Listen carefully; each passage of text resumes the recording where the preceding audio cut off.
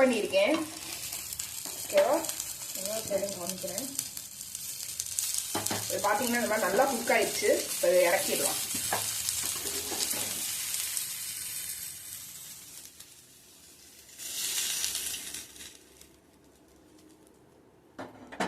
அவ்வளோதான். இந்த மசாலாவில் யூஸ் பண்ண மீன் வறுவல். இது வந்து மோஸ்ட்லி இந்த மாதிரியான மசாலாஸ் வந்து நீங்கள் கேரளா சைடில் வந்து பார்க்கலாம். அது மாதிரி பச்சையாக மசாலாவை அரைச்சி மிளகா பொடி சேர்த்து இந்த மாதிரி பண்ணுற எல்லாமே கேரளா ஸ்டைல் மசாலா.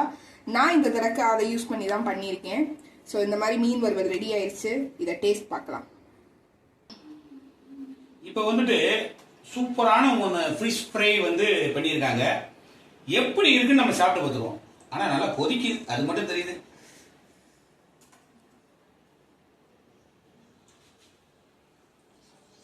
பா